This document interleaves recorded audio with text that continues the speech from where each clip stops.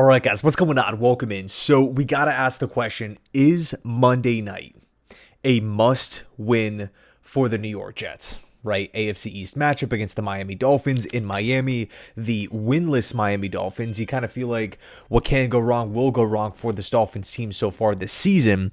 And ironically enough, I actually think their defense has been really similar to the New York Jets, not scheme-wise, play-calling-wise, or anything like that, but a pretty big similarity, which we're going to talk about in just a second here. But, of course, right, as we all know, the Jets are winless as well. The Jets, played it close against Pittsburgh. They had a great comeback against Tampa, but couldn't secure the victory. And sandwiched in between those games, you had, of course, the Buffalo Bills blowout. So we're approaching the last game of the first month of the NFL season, right? I personally like to split NFL seasons up into quarters. Now we have, of course, the 17th game. So, it's not exact, but, first 4 games, right? Take it 4 games at a time to really assess the growth, because you're never going to go from like horrible to amazing or amazing to horrible in 1 week. Like, you have to really see long-term trends kind of play out throughout the course of a season. And you can do that by breaking down, each team's month by month, not just record, but how these teams are performing. Now, if we take a look at the AFC East, the loser of this game on Monday night will be in sole possession of last place in the division, right? That's obviously not a place you want to be, especially as a winless football team as well. So there's a lot running on this football game. And, in the first 3 weeks, a lot of people can look at the Steelers and say, like, okay, they're better than the Jets. They were favored.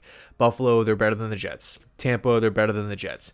This week, it definitely feels like the Jets and the Dolphins are on the same playing field here, right? And it's interesting because Miami, obviously they had higher hopes, but a lot of fans projected this team to have, many different issues, and we're seeing those issues play out.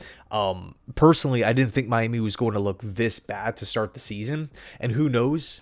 Maybe they do end up flipping a switch at some point in time, hopefully not Monday. But overall, you take a look at this Dolphins team, they are, frankly, horrible on the defense side of the football. As we stand right now through 3 weeks, worst defense in football. I want to point out a couple key statistics that I just find alarming. As a Jet fan, it's one thing, but if I was a diehard Dolphins fan, I would be freaking the hell out looking at some of these numbers here.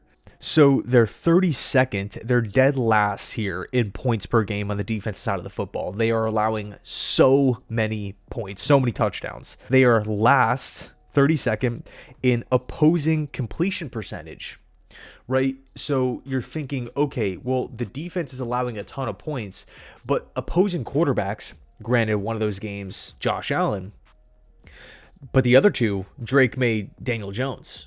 So we can't just throw out, oh, they're playing great QBs. They're allowing a completion percentage above 77%. That is insane. If you're Justin Fields, if you're Tanner Inkstrand, in the event that Taylor has to play, if you're looking at that number, just in and of itself, that number alone, chances are the quarterback rolling out on Monday night, unless you see some sort of radical change from this Dolphins defense, you're going to be able to complete passes. Maybe this could finally be the game that we have another wide receiver actually step up, rise to the occasion, and make a couple plays or two outside of Garrett Wilson. So that number is very, very alarming, right? So they're giving up the most points. They're allowing a ton of completions against this defense. And then the cherry on top here, they're last in time of possession, both on offense and defense. Think about that for a second, right? The offense is the worst. 32 teams in football, they're dead last in holding on to the football. So the defense is constantly out on the field.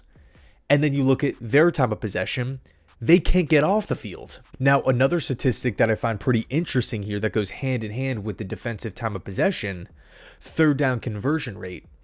Are they getting off the field on third down? In other words, no. 31st in football.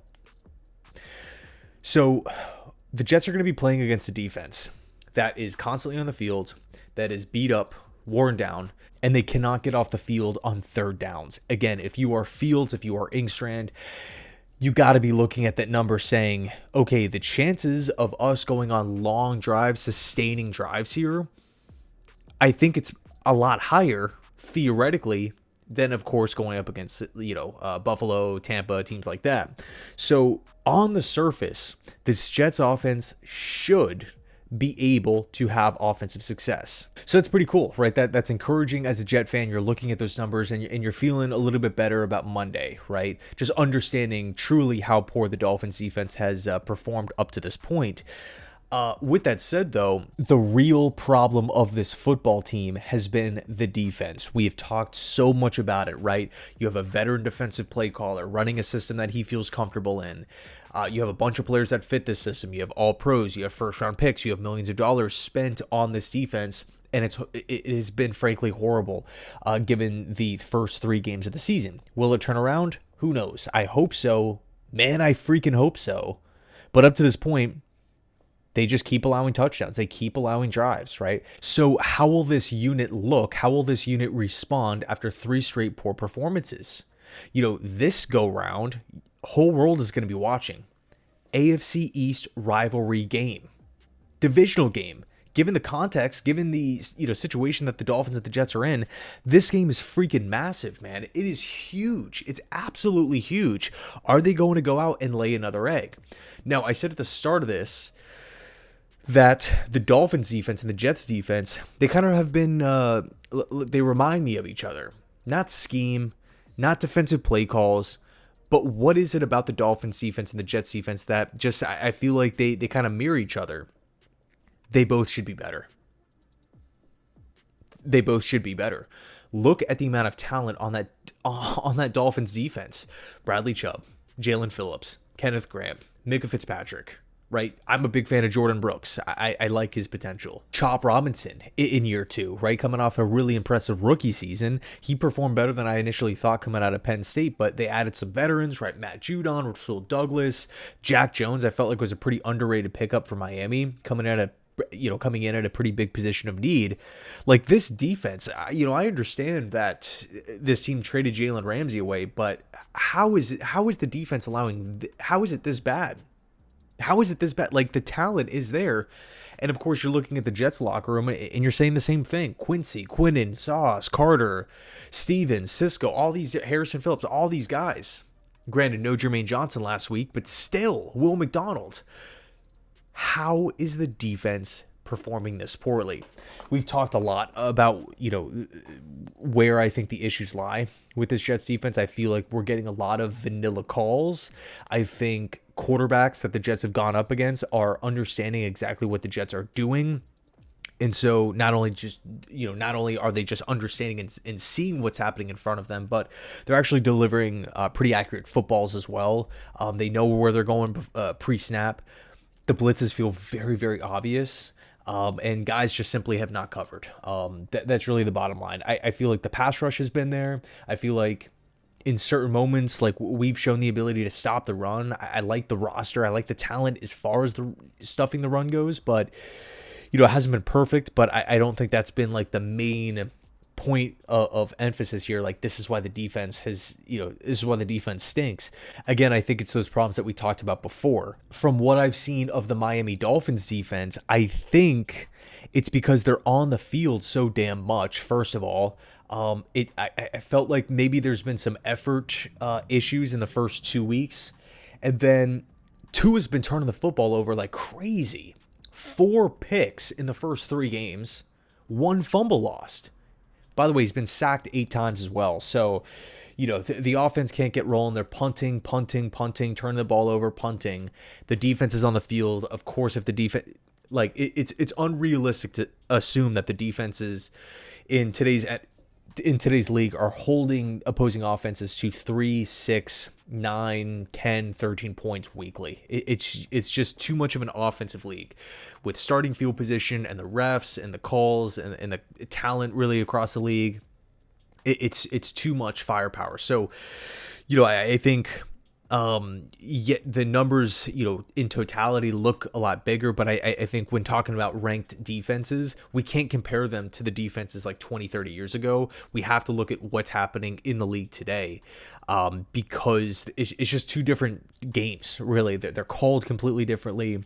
And so, again, in totality, right, like yards allowed, points allowed, stuff like that, those numbers are just going to be like inflated because of the 2025 style of football.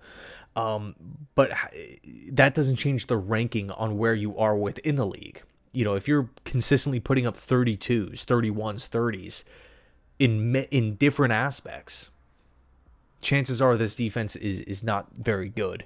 Now it's early. Again, things can change. And the one big difference, right? One big difference that I have with the Dolphins and the Jets, again, both winless football teams, both are struggling massively on defense. The Dolphins have had their foundation in place for years, right? Mike McDaniel has been here for a while. Anthony Weaver, he's been the DC of the Miami Dolphins. Chris Greer has been the general manager of the Dolphins for years now. Whereas Glenn just showed up a couple months ago, walking in through the door, right? He got hired in January. It's September. It hasn't even been a full calendar year.